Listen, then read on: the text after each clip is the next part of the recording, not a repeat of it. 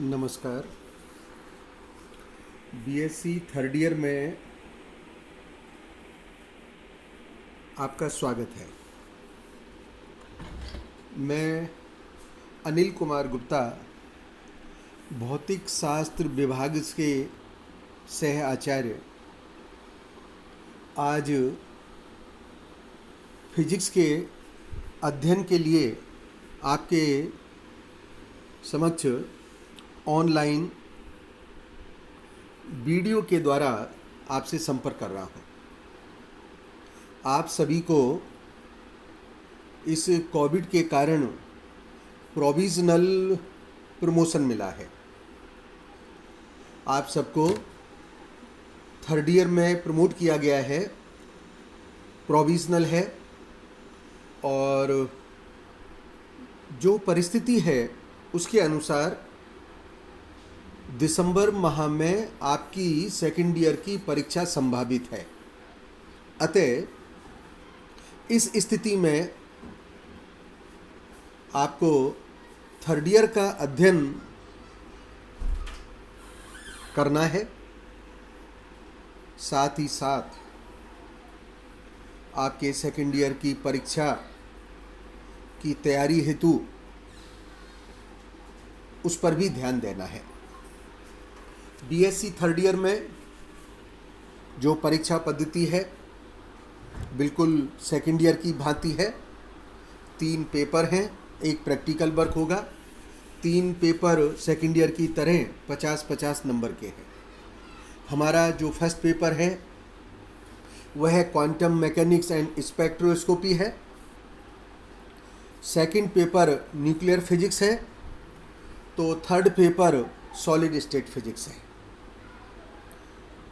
जब तक offline classes प्रारंभ नहीं होती हैं तब तक इस वीडियो प्रोसेस के द्वारा मैं आपसे पेपर फर्स्ट में संपर्क करूंगा।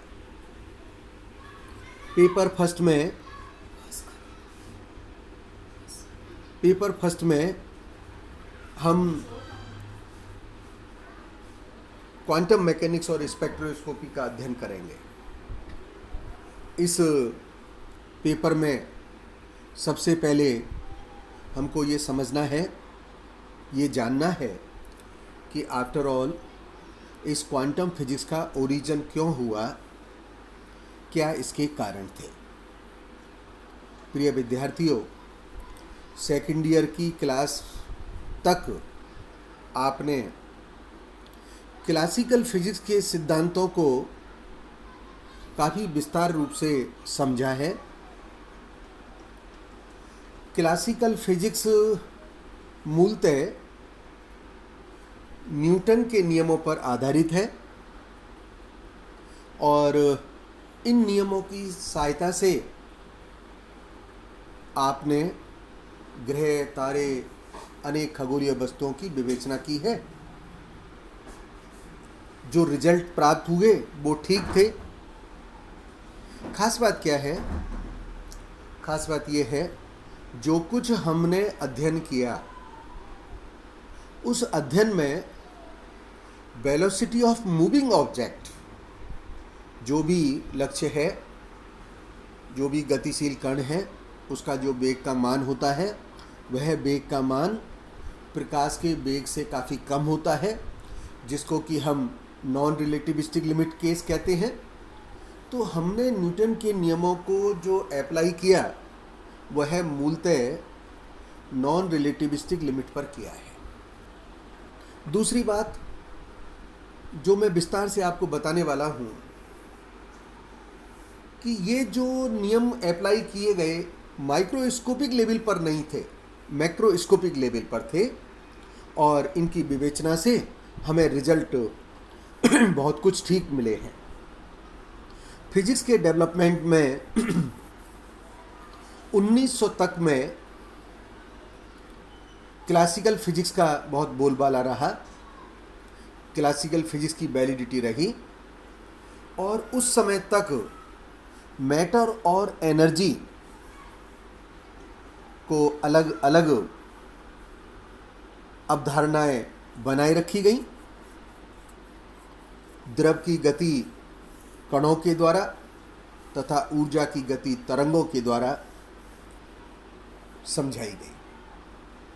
हम जब क्लासिकल फिजिक्स की बात करते हैं तो उस समय तक के जो अध्ययन थे, हम उस क्लासिकल फिजिक्स को 3 तरह की कैटेगरी में डिवाइड कर सकते हैं। इसमें जो पहली कैटेगरी है वह क्लासिकल मैकेनिक्स कहलाएगी। इसके अंतर्गत कण पिंड की निकाय की गति सभी का विस्तृत रूप से अध्ययन किया जाता है। Basically it deal with the macroscopic world. Newton के गति के नियम, हैमिल्टोनियन और लैग्रांजियन, इन सभी ऑपरेटर्स का उपयोग इस क्लासिकल मैकेनिक्स में हम करते हैं। इसका अध्ययन हमने सेकेंड ईयर तक किया है। क्लासिकल फिजिक्स की सेकंड कैटेगरी को हम थर्मोडायनेमिक्स एंड स्टैटिस्टिकल मैकेनिक्स का नाम दे सकते हैं। यह थर्मोडायनेमिक्स, स्टैटिस्टिकल मैकेनिक्स, आपको ध्यान है गत वर्ष आपका फर्स्ट पेपर था, और भौतिकी की इस प्रकार की शाखा है जिसमें ऊष्मीय ऊर्जा की गति संबंधी प्रक्रिया और सभी प्रभावों का हम अध्ययन करते हैं।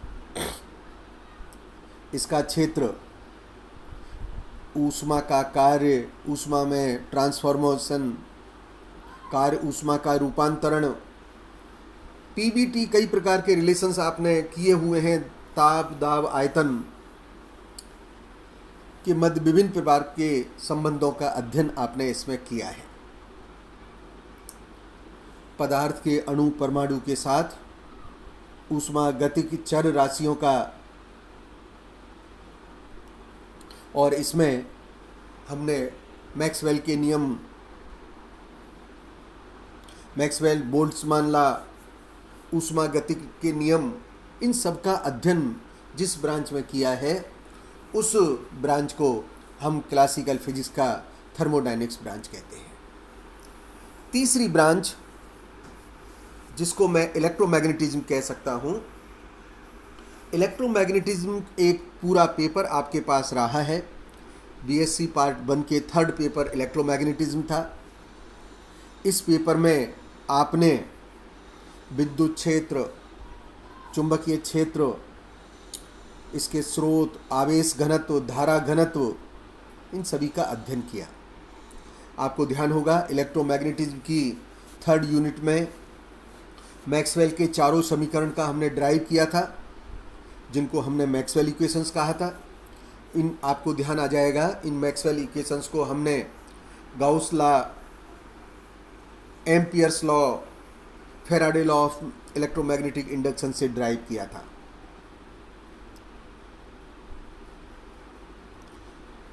मैक्सवेल समीकरण विद्युत चुंबकीय के आधारभूत नियम का एक मैथमेटिकल रिप्रेजेंटेशन है।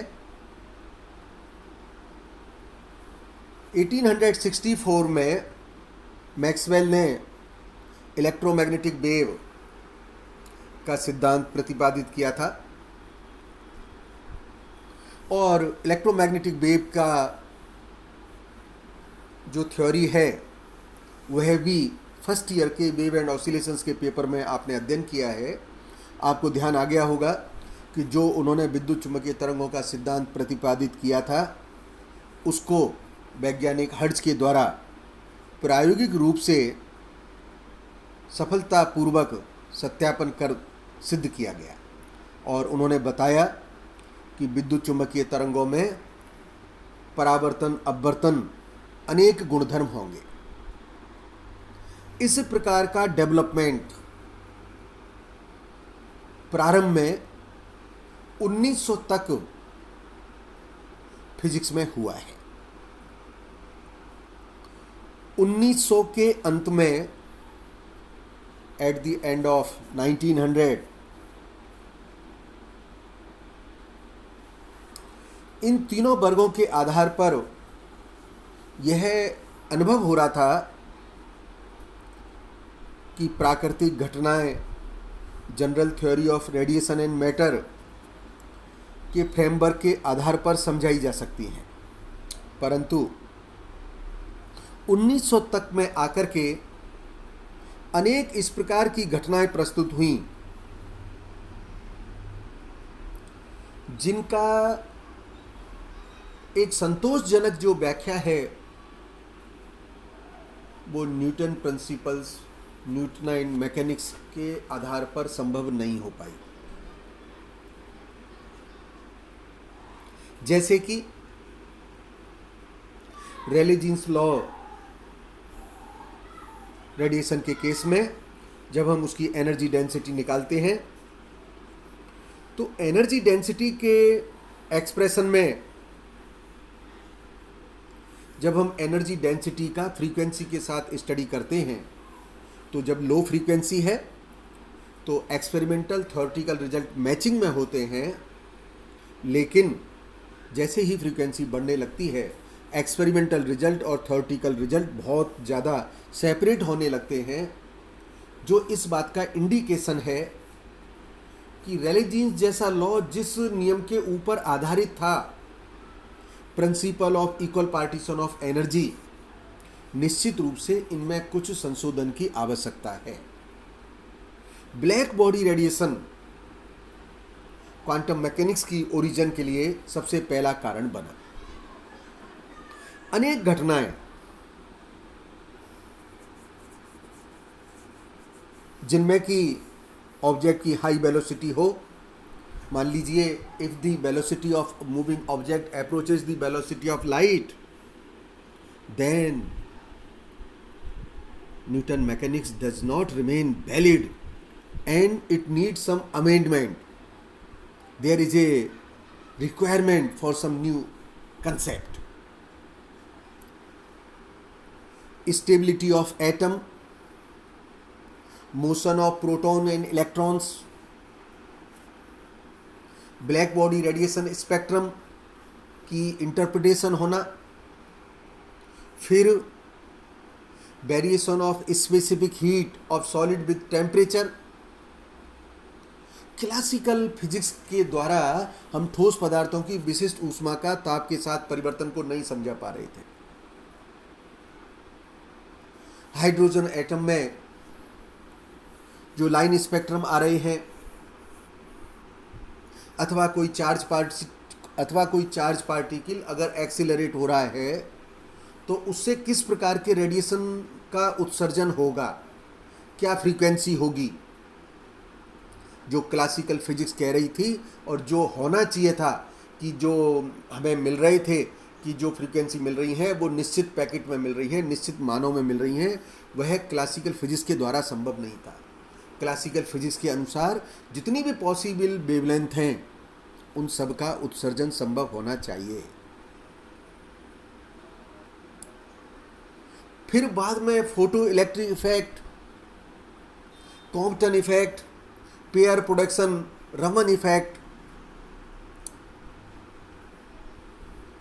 तो मूलतः फिजिक्स में 1900 से लेकर के 1927 का जो काम हुआ है, ये 25 और 27 वर्ष का जो काम हुआ, जो इस फील्ड में रिसर्च हुआ, उस रिसर्च से वैज्ञानिकों ने दुनिया को बताया कि हम जो कुछ अब तक काम कर रहे हैं वो तो ठीक है ही, लेकिन उसकी कुछ सीमाएं हैं और आगे के इस अध्ययन के विकास के लिए हमें कुछ नई सोच को भी विकसित करना पड़ेगा।